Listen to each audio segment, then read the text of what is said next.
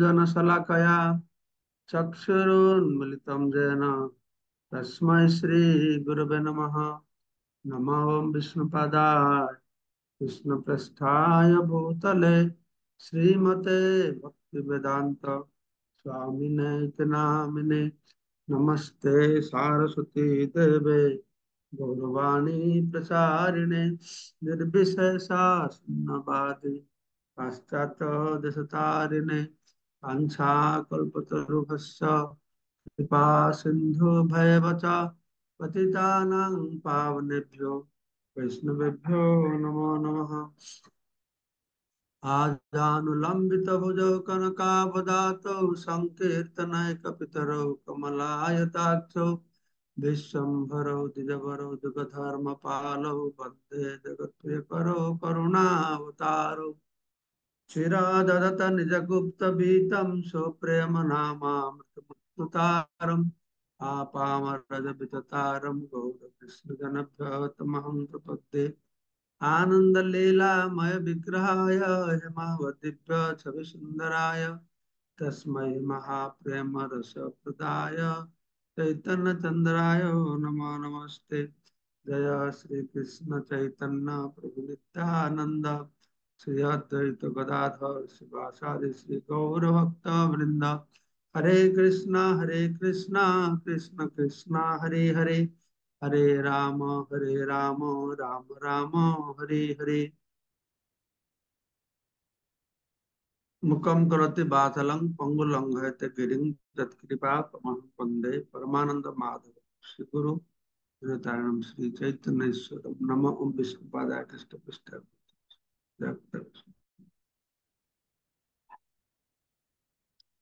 তো আমরা শ্রী চৈতন্য চরিতামৃত আদিলীলা ষষ্ঠ অধ্যায় থেকে শ্রবণ করছি। তো অদ্বৈত প্রভুর তত্ত্ব মহিমা বর্ণনা প্রসঙ্গে যে একটি শ্লোক এসেছে, নিমিত্ত কারণ উপাদান কারণ। এই শ্লোকের বিস্তৃত ব্যাখ্যা প্রভুপাদ দিচ্ছেন যে কিভাবে নাস্তিকেরা জড়া প্রকৃতিকেই নিমিত্ত আর উপাদান কারণ বলে গ্রহণ করে, তারা ভগবানকে মানে না। তো এই ব্যাপারে বিভিন্ন বৈষ্ণব আচার্যদের কথা তুলে ধরা হয়েছে। এই বিষয়গুলি একটু কঠিন। কঠিন মানে যেহেতু আমার কিছু কিছু পূর্ব প্রসঙ্গ আমাদের জানা নাই, তাই বুঝতে কঠিন হবে। তো কঠিন হলেও আমরা শুনবো, কোনোদিন হয়তো বুঝতে পারবো এটাকে। আমি এই সমস্ত বিষয়ের উপরে যতটুকু ধারণা আছে ততটুকু ধারণা আপনার কাছে উপস্থাপনা করব। তাতে যতটুকু সুস্পষ্ট হবে সেটুকু গ্রহণ করবেন। পরবর্তী সময় যখন আরো কিছু আমার কথা শুনতে পারবো, তার সঙ্গে এটাকে যুক্ত করে হ্যাঁ তার বেশি কিছু বোধগম্য হবে আমাদের। তো কালকে আমরা এই তাৎপর্য শ্রবণ করছিলাম যে কিভাবে এই জড় দার্শনিক বৈজ্ঞানিকেরা তারা আহ, বৈজ্ঞানিকেরা প্রকৃত সিদ্ধান্তে উপনীত না হচ্ছেন ততক্ষণ, মানে যে পর্যন্ত জড় দার্শনিক বৈজ্ঞানিকেরা প্রকৃত সিদ্ধান্তে উপনীত না হচ্ছেন ততক্ষণ তারা অবশ্যই পরম তত্ত্ব সম্বন্ধে অজ্ঞাতবশত জড় জগতে ইতস্তত বিচরণ করতে থাকবে। তারা পরম থেকে বুঝতে পারবে।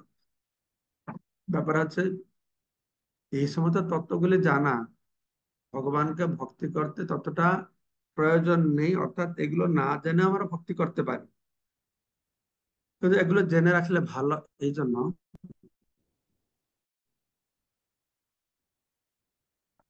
কিছু বড় দার্শনিক নাস্তিক দার্শনিক তাদের এই কথার ভিত্তিতে সাধারণ মানুষের উপরে অনেক প্রভাব পড়ে থাকে। তত্ত্ব জানে যেরকম আমাদের ভক্তির জন্য আমাদের উপর মহলে বড় বড় তত্ত্ব কথা বলে, যে তত্ত্বগুলো সাধারণ মানুষের কাজে লাগে না। কিন্তু সেই তত্ত্বকে ভিত্তি করে আমরা সাধারণ মানুষ ভক্তি করছি। তো সেই জন্যই এই নাস্তিকদের কি তত্ত্ব, কি তাদের মতবাদ, কি মন্তব্য, সেটা আমাদের জানে থাকলে ভালো। কেননা ভগবানের ভক্ত হলে ভক্তিমূলক তত্ত্ব জানতে যেরকম প্রয়োজন আছে, অভক্ত অসুর তত্ত্ব জানা দরকার আছে। কেননা ভগবানের লীলা শুনতে হলে অসুরের লীলা একটু শুনতে হবে। সেই জন্য আমাদের এটা সাহায্য করবে একটু। এই প্রভুপাদ এখন তুলে ধরেছেন, মহান বৈষ্ণব দার্শনিক ছিল বলদেব বিদ্যাভূষণ তার গোবিন্দ ভাষ্য নামক বেদান্ত সূত্রের ভাষ্যে অত্যন্ত সুন্দরভাবে জড়বাদীদের সিদ্ধান্ত বিশ্লেষণ করেছে। এখানে ছিল বলদেব বিদ্যাভূষণ, তিনি ছিল গোবিন্দ দেবের কৃপাতে এই ব্রহ্ম বেদান্ত সূত্র বা ব্রহ্মসূত্রের ভাষ্য রচনা করলেন। সেই ভাষ্যতে কোথায় এই জড়বাদীদের কথা তুলে ধরেছে, তো সেটা আমরা শুনবো। আচ্ছা, সাংখ্য দার্শনিক কপিল, আমি কালকে বলেছি যে দুজন কপিল রয়েছেন, তারা সাংখ্যের উপরে বলেছেন। নাস্তিক কপিল রয়েছেন, আর আমাদের কপিল দেব ভগবান আছে।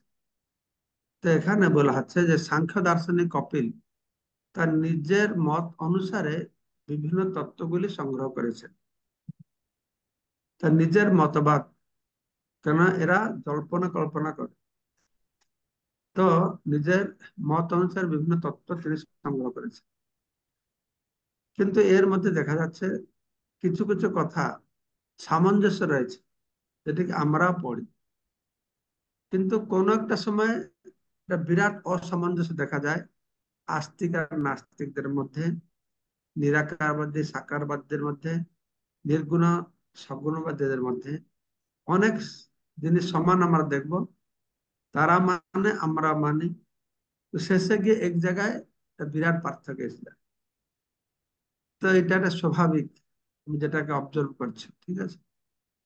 তো এই সাংখ্য দর্শনের কপিল, তার মতে সত্য রজতম, আমরা সত্যগুণ রজগুণ তমগুণকে মানি, তারাও সত্যগুণ রজগুণ তমগুণকে মানে। তো এই তিনটি গুণের সাম্য প্রকৃতি। তো এই সাম্য জিনিসটা কি? আমি আগে বলেছি, যখন সত্যগুণ রজগুণ তমগুণ সমান সমান ভাবে থাকবে তিনটে, তখন এই জড়জগৎ আর থাকবে না। তখন এটা বলা হচ্ছে এই তিনটে গুণের সাম্য, তাকে প্রকৃতি, আর আমরা সূক্ষ্ম প্রকৃতি বলে বলছি। এই সূক্ষ্ম প্রকৃতির মধ্যে হ্যাঁ যে সব উপাদান রয়েছে, এই যখন সত্যগুণ রজগুণ তমগুণের তারতম্য সৃষ্টি হবে, ভারসাম্য বা সাম্যতা নষ্ট হবে, তখন জড়জগৎ প্রকাশিত হবে।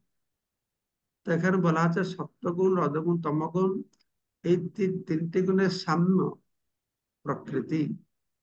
আচ্ছা, তা প্রকৃতি মহৎ নামক জড় শক্তি সৃষ্টি করেছে। আমরা বলেছি সূক্ষ্ম প্রকৃতি থেকে মহাতত্ত্ব, মহাতত্ত্ব থেকে অহংকার তত্ত্ব। এখানে বলা আছে প্রকৃতি মহৎ নামক জড় শক্তি সৃষ্টি করেছে, প্রকৃতি থেকে মহত্ত্ব প্রকাশিত হচ্ছে। তো মহৎ থেকে অহংকারের সৃষ্টি হচ্ছে, অহংকার তত্ত্ব প্রকাশিত হচ্ছে, সেটা আমরা বলছি। অহংকার থেকে আমরা শুনলাম তিন প্রকারের অহংকার আছে, সত্যগুণ রজগুণ তমগুণ। এখানে বলা আছে যে অহংকার থেকে পঞ্চ তন্মাত্রা, রূপ রস গন্ধ শব্দ সৃষ্টি। হ্যাঁ, তো বলা আছে পঞ্চ অহংকার থেকে পঞ্চ তন্মাত্রা সৃষ্টি হলো, তার পঞ্চ তন্মাত্রা থেকে 10টি ইন্দ্রিয়, 5টা জ্ঞানেন্দ্রিয়, 5টা কর্মেন্দ্রিয়, এবং মন, আর পঞ্চ মহাভূত এই উদ্ভব হয়েছে। এটা জেনারেলি ভাবে এখানে বর্ণনা করা হলো যে কিভাবে অহংকার তত্ত্ব থেকে এগুলি প্রকাশিত হয়েছে। কিন্তু আমরা ভাগবত থেকে শুনেছি কোন অহংকার থেকে কি সৃষ্টি হয়েছে। সাত্বিক অহংকার থেকে মন, আরো দেবতাদের সৃষ্টি হয়েছে। রাজসিক অহংকার থেকে তন্মাত্রা সৃষ্টি হয়েছে, ইন্দ্রিয় সৃষ্টি হয়েছে। তামসিক অহংকার থেকে পঞ্চ মহাভূত সৃষ্টি হয়েছে। মনে আছে কিনা জানি না আপনাদের, এগুলো বলা হয়েছে। তো এখানে এই তিন প্রকার অহংকার বলে, শুধু অহংকার থেকে পঞ্চ তন্মাত্রা, পঞ্চ তন্মাত্রা থেকে 10 ইন্দ্রিয়, মন, হ্যাঁ, পঞ্চ মহাভূত উদ্ভব হয়েছে। একরকমের ঠিক। হ্যাঁ, আমি যা বুঝি, ঠিক আছে। তো এই 24টি উপাদানের সঙ্গে পুরুষ বা ভোক্তা যোগ করে পঞ্চবিংশতি তত্ত্ব। আমিও শুনেছি। আমাদের চতুর্বিংশতি তত্ত্ব, পঞ্চবিংশতি তত্ত্ব হচ্ছেন জীবাত্মা, ষষ্ঠ বিংশতি তত্ত্ব হচ্ছেন পরমাত্মা। আমাদের ব্যাখ্যা আমরা শুনেছি বৈষ্ণবদের। এখানে বলছেন যে 24টি উপাদানের সঙ্গে পুরুষ বা ভোক্তাকে যোগ করে দিয়েছেন। পরে তারা পঞ্চবিংশতি তত্ত্ব কথা আলোচনা করে 25টা বিষয় আলোচনা করছে। তো এই পঞ্চবিংশতি তত্ত্বের অব্যক্ত নাম প্রকৃতি। তো এখানে কি হবে? আমরা তো চতুর্বিংশতি তত্ত্ব থেকে জীব একটা আলাদা তত্ত্ব, পরমাত্মা আলাদা তত্ত্ব।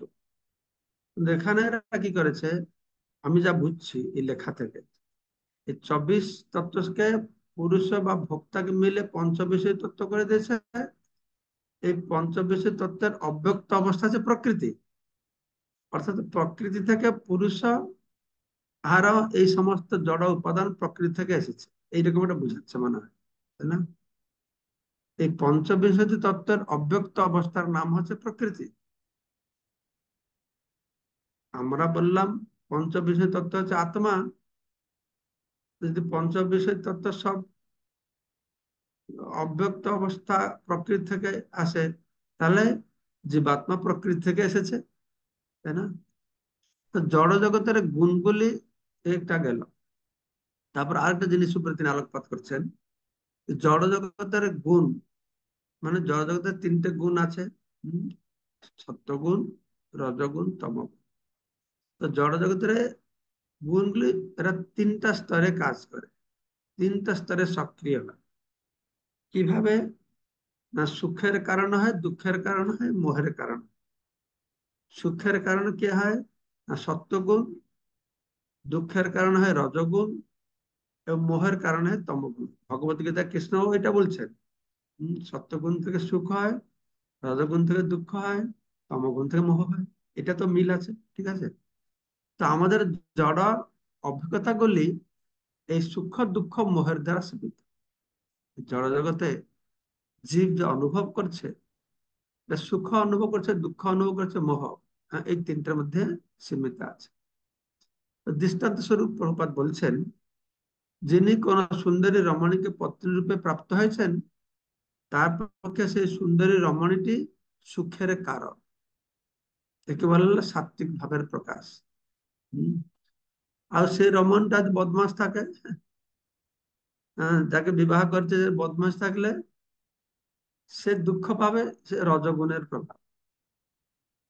আর সে রমণীটি এইরকম তমগুণের প্রভাব থাকবে, সে সবসময় তার স্বামীকে কি করবে না মোহরে মোহে বন্ধনকে রাখবে। এই একটা বর্ণনা হলো। তারপরে বর্ণনা করছেন ইন্দ্রিয় ইত্যাদি কথা বর্ণনা করা হচ্ছে। দুই প্রকারের ইন্দ্রিয় আছে, অন্তরেন্দ্রিয়, বহিরেন্দ্রিয়। এখানে প্রভুপাদ লিখছেন 10টি বহিরেন্দ্রিয়। 10টি বহিরেন্দ্রিয় হচ্ছে 5টা জ্ঞানেন্দ্রিয়, 5টা কর্মেন্দ্রিয়। এটাকে বলা হলো বহিরেন্দ্রিয়। আর একটা অন্তরেন্দ্রিয়, সেটা হচ্ছে মন। আমরা গীতায় বলা শুনেছি, মনঃ ষষ্ঠানি ইন্দ্রিয়াণি প্রকৃতি স্থানে কর্ষতি। মনকে নিয়ে 6টা ইন্দ্রিয়, ঠিক আছে? এই মনটি হচ্ছে অন্তরেন্দ্রিয়। তো দেখা গেল 10টি, 5টা জ্ঞানেন্দ্রিয়, 5টা কর্মেন্দ্রিয়, এভাবে 10টা বহিরেন্দ্রিয়, একটা অন্তরেন্দ্রিয় মন, তাহলে 11টা ইন্দ্রিয় কথা বলা হবে, ঠিক আছে? তো নিরীশ্বর কপিলের মতে জড়া প্রকৃতির নিত্য এবং সর্বশক্তিশালী। তো আমি যা বুঝছি জড়া প্রকৃতিটা নিত্য, কিন্তু প্রকৃতিটা সর্বশক্তিশালী হবে কি করে? সেটা শক্তি। এইখানে মনে হয় একটু গন্ডগোল হবে। প্রকৃতিকে শক্তিশালী হবে না তো ভগবান শক্তিশালী হবে, শক্তিমান হবে, প্রকৃতি শক্তি হবে। কিন্তু এরা মানে প্রকৃতিকে নিত্য সর্বশক্তিমান বা শক্তিশালী বলে গ্রহণ করেছে, ঠিক আছে? তো তাদের মতটি কি? না চেতন বলতে কিছু নেই। চেতন বলতে কিছু নেই। তাই আমার যে জড় বস্তু চেতন থেকে এসেছে, হ্যাঁ, সেটা তার মানে না। জড়ের কোনো কারণ নেই।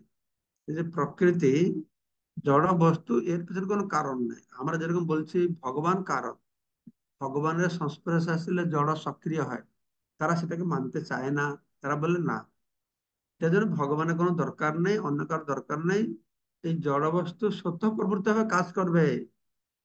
তারাও সেরকম দৃষ্টান্ত দেখায়, মানুষকে বুঝায়, দেখো জড় বস্তু কিভাবে স্বতন্ত্র ভাবে কাজ করছে, কারো সাহায্য ব্যক্তি রেখে জড় বস্তু কাজ করছে, তারা ওইটাই উপস্থাপনা করতে চেষ্টা করছে।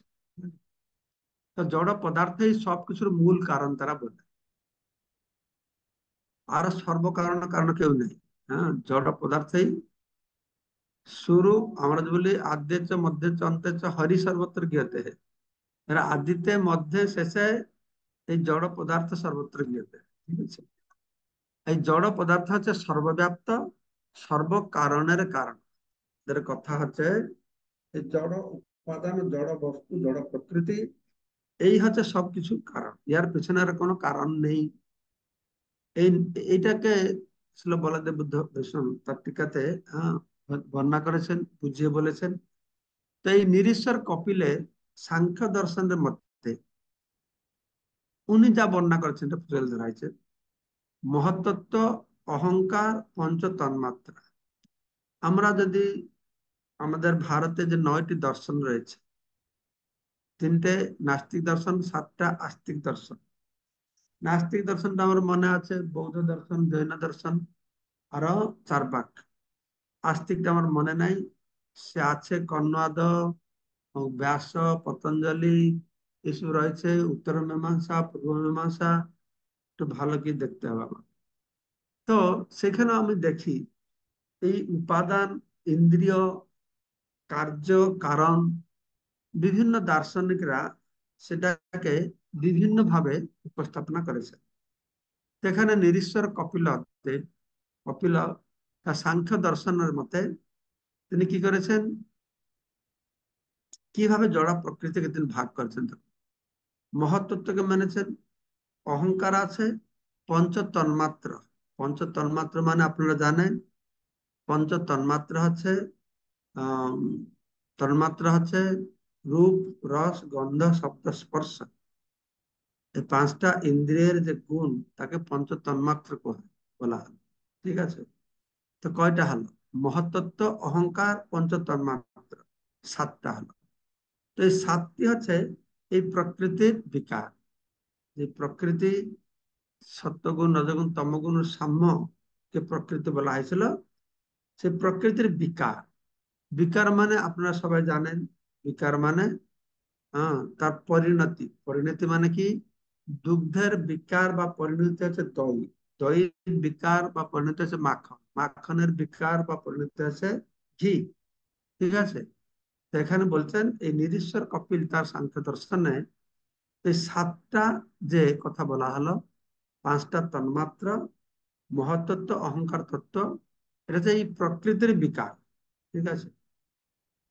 আর অহংকার আদি প্রকৃতিও প্রধানের বিকার। অহংকার তত্ত্ব হচ্ছে প্রধানের বিকার। তো 11টি ইন্দ্রিয়, পঞ্চ মহাভূত যে কৃত্যোক্ত যে মরুত্বম, হ্যাঁ, এই 16টি বিকার হচ্ছে, এই 16 প্রকার হলো। 11টা ইন্দ্রিয় আছে, হম, আরো পঞ্চ মহাভূত, হ্যাঁ, এটা এই 16টি বিকার বলা আছে। পুরুষ পরিণামহীন বলে কারো প্রকৃতি বা বিকার নয়। পুরুষকে তারা এইভাবে বর্ণনা করছে, পুরুষের কোন পরিণাম নেই। প্রকৃতির যেরকম পরিণাম রয়েছে, বিকার রয়েছে, পুরুষের কোনো পরিণাম বা বিকার নেই বলে তারা বলছে। তো জড়া প্রকৃতি যদিও অচেতন, তবুও তা বহু চেতন জীবের ভোগের ও মুক্তির কারণ। চেতনা যে উদ্ভব হলো, যার ফলে জীব ভোগ করছে, মুক্তি, তার কারণটাকে প্রকৃতি। প্রকৃতি জড় হলেও সে কারণ, চেতন বস্তুর ভোগের কারণ, চেতন বস্তুর মুক্তির কারণ। ঠিক আছে। তো তার কার্যকলাপ ইন্দ্রিয়াতীত, তার বুদ্ধি দ্বারা তা অনুমান করা যায়। এই পুরুষের কথা বলা আছে। জড়া প্রকৃতি এক, তিনটি গুণের প্রভাবে পরিণাম শক্তি দ্বারা মহাবাদী বিভিন্ন অতি আশ্চর্য জগৎ প্রসব করে। জড়া প্রকৃতি সূক্ষ্ম প্রকৃতি থেকে সত্যগুণ রজগুণ তমগুণের প্রভাবে এসে পরিণাম, তার মাধ্যমে কি হয়, মহত্তত্ত্ব অহংকার তত্ত্ব, এইভাবে এই অতি আশ্চর্য জগৎ প্রকাশিত হয়। এই ধরনের বিকারের ফলে জড়া প্রকৃতি নিমিত্ত রূপণী আর উপাদান রূপ।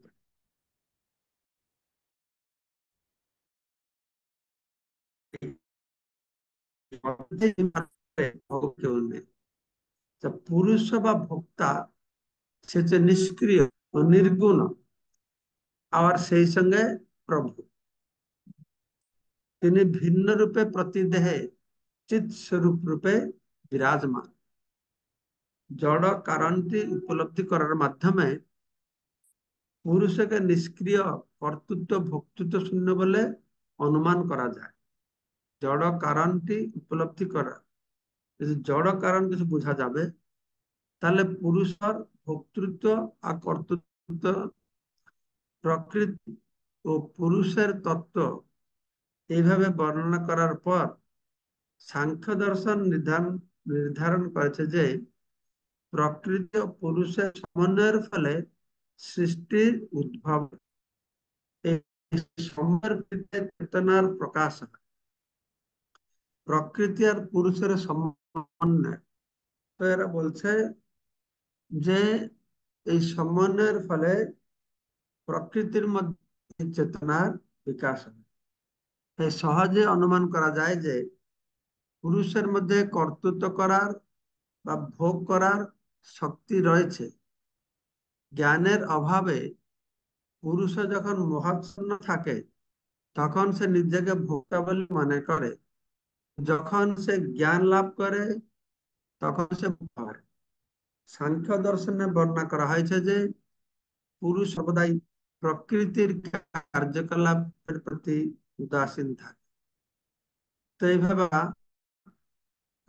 বললাম, তো জানি না কতটা বোধগম্য হচ্ছে এটা। তো আজকে আমি এখানে রাখবো, কারণ আজকে স্কুলে যেতে হবে। আমাদের স্কুলে একটা প্রোগ্রাম আছে ছাত্রদেরকে নিয়ে।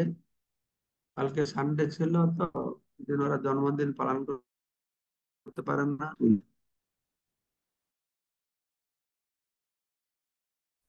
কার থাকে।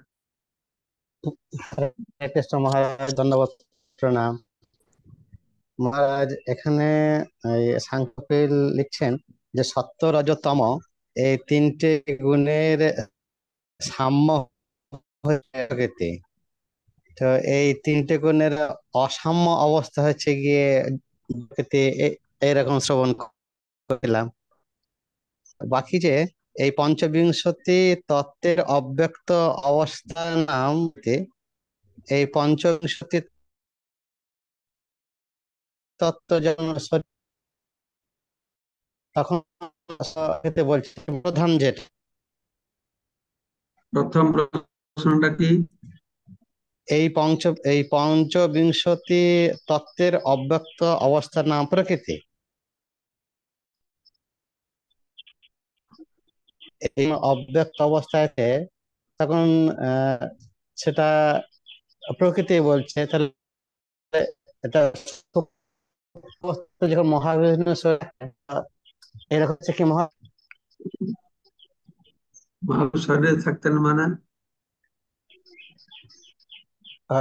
মহাবিষ্ণু শরীরে থাকছে মানে যখন এই প্রকৃতি যখন আর থাকছে না, যখন ব্রহ্মার আয়ুষ্কাল শেষ হয়ে যাচ্ছে, তখন এই জড় প্রকৃতির সমস্ত উপাদান তো মহাবিষ্ণু শরীরে। তো এইটাই কি বলতে চাইছে হ্যাঁ, যে এই পঞ্চবিংশতি তত্ত্বের অব্যক্ত অবস্থার নাম প্রকৃতি। হ্যাঁ, হ্যাঁ, ঠিক। আর একটা মহারাজ, এই কোথায় দেখলাম,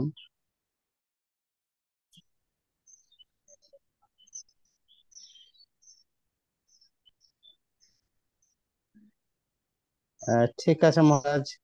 আর একটা কথা কি দেখলাম, ভালো করে দেখে নিই, তারপর আবার জিজ্ঞেস করবো। প্রণাম, দণ্ডবাদ, হরে কৃষ্ণ। বিদ্যুৎ প্রভু বলুন। হরে কৃষ্ণ, ধন্যবাদ প্রণাম মহারাজ আপনার শ্রীচরণে। মহারাজ, ওই আহ সত্য রজতম এই তিনটি গুণের সাম্য প্রকৃতি, এটা আমি খুব একটা ভালো বুঝতে পারিনি। আর ভিতরে এক জায়গায় বলছে চেতন বলতে কিছু নেই এবং জ্বরের কোনো কারণ নেই। জড়পদার্থ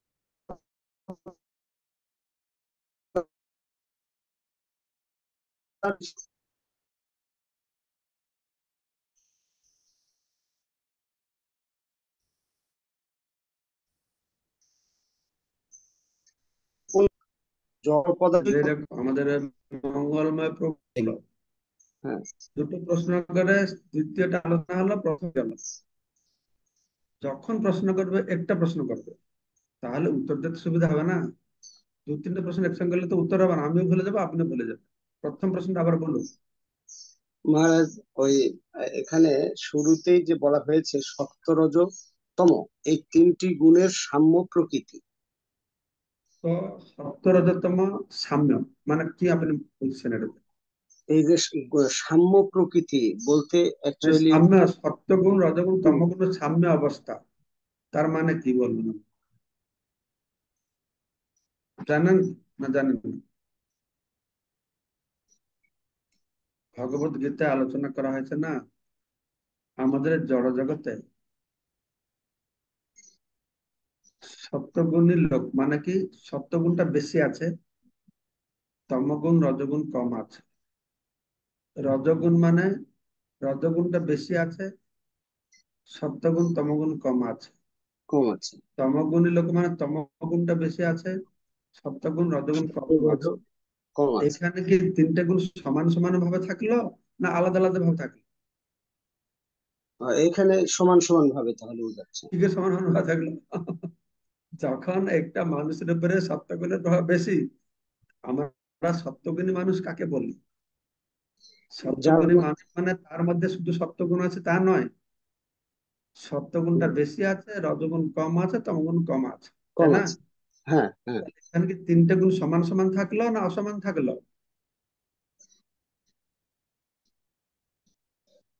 আর কেউ বুঝতে পারছে আমি কি বলছি? এইখানে জীবের উপরে তিনটে গুণের প্রভাব সমান সমান ভাবে থেকেছে না অসমান ভাবে থেকেছে? হরে কৃষ্ণ মহারাজ। এই এই সাম্য বলতে একটু থাকবে, আর অসাম্য মানে এই তিনটে গুণ অসমভাবে থাকবে, সেটা কোনোটা বেশি কোনোটা কম। সেইটা তো বোঝা যাচ্ছে প্রভু, সেটা জিনিস আমি যে প্রশ্ন তার উত্তর দেয়। যে বলা হলো সত্যগুণ রজগুণ তমগুণের লোক,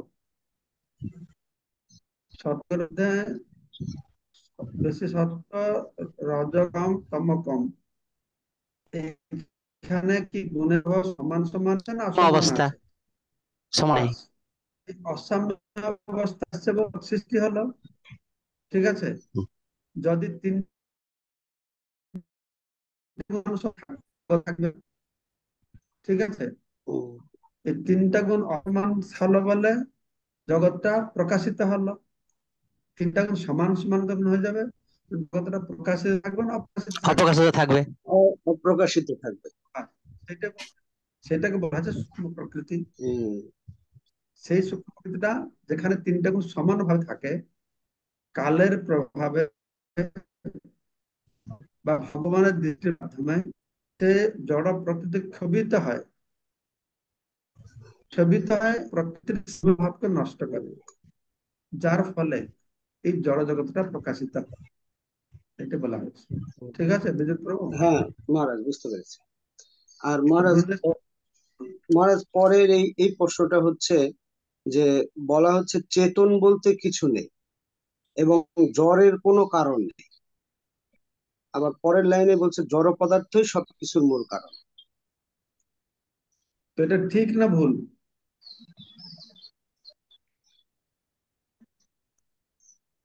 এটা ঠিক না ভুল? জ্বরের কোনো কারণ নেই, কারণ আছে তো আমরা জানি। না, এটা ঠিক না ভুল আমি বল।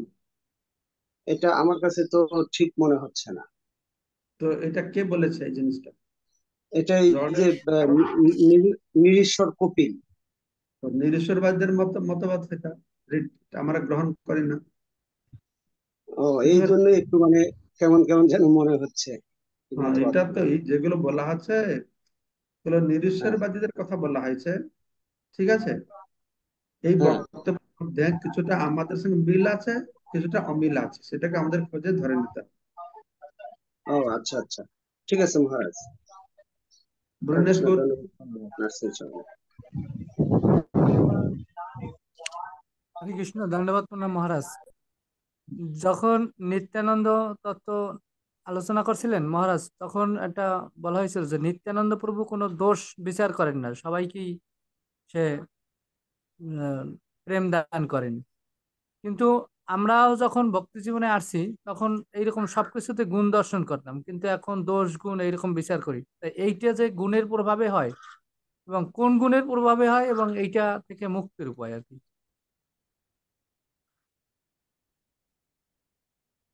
কোন গুণ প্রভাবে, সেটা কোন শাস্ত্রের লেখা নেই কোন গুণ প্রভাব পরের দোষ ধরে। তো এটা রজগুণ তমগুণের প্রভাব হবে। রজগুণ লোকেরাই পরের দোষ ধরে। আর কিভাবে মুক্ত পাবো? সবসময় মুক্তি পাবে এইভাবে জেনে যে আমার মধ্যে সব দোষ আছে। হুম, আমার মধ্যে সব দোষ আছে, সেজন্য আমি অপরকে দোষী বলে দেখি সবসময়। আর যদি গুরু মহারাজ বলছেন অপরের দোষ নিয়ে যদি আমরা পাবলিক বেশি আলোচনা করি, তাহলে সেই তাদের সেই খারাপ গুণটা আমাদের মধ্যে সঞ্চারিত হবে। এই কবিতা, তাদের সেই দোষটা আমাদের মধ্যে সঞ্চারিত হবে। যদি আমরা পরের ভিতরে কিছু ভুল দেখলাম, আমি তার হিতাকাঙ্ক্ষী, তাহলে সেটা প্রাইভেটলি গুরুদেবের কাছে বা অথরিটির কাছে বলে আমরা সমাধান করতে চেষ্টা করব।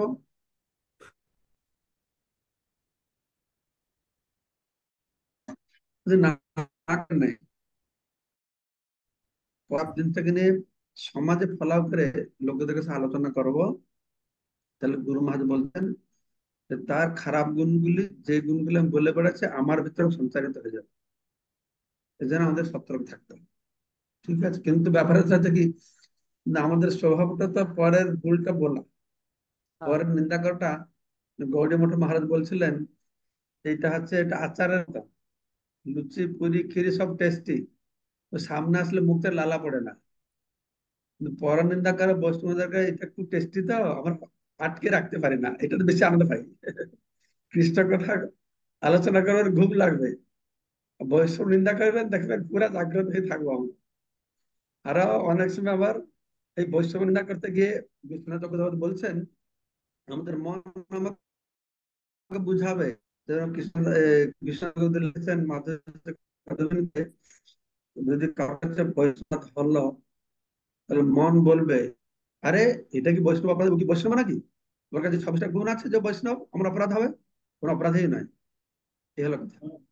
আর যদি কার মধ্যে বৈষ্ণব 26টা গুণ থাকে, তাহলে আমার মন বলবে আরে সে যদি বৈষ্ণব হয়ে থাকে, আমি তার নিন্দা করলে সে নিন্দা গ্রহণ করবে না, সে তো পরমহংস, তো আমি নিন্দা করলে কি অসুবিধা আছে? হুবাহু এই কথা বর্ণনা করা হয়েছে শাস্ত্রে। কিন্তু মানুষ বুঝে না, শুনে না। রেডি? ঠিক আছে স্যার, ওটা ঘরে কেটে দেবো। হুম, ব্যাস। ঠিক আছে তাহলে আহ, আরেকটা প্রশ্ন করুন। মধুভাষণ কি আমাকে বেরোতে হবে? হরে কৃষ্ণ মহারাজ, আপনার ঠিক চরণে প্রণাম।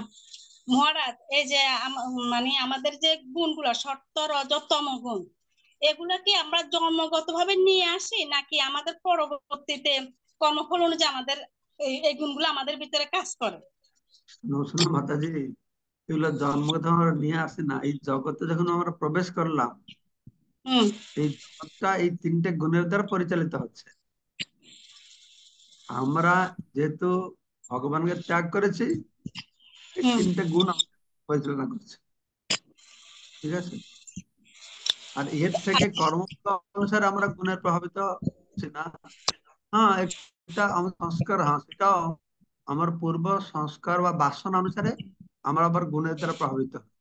ঠিক আছে, তো ঠিক আছে, ঠিক আছে মহারাজ, সবাইকে অশেষ ধন্যবাদ আজকের অনুষ্ঠান আশীর্বাদ যোগদান করার জন্য।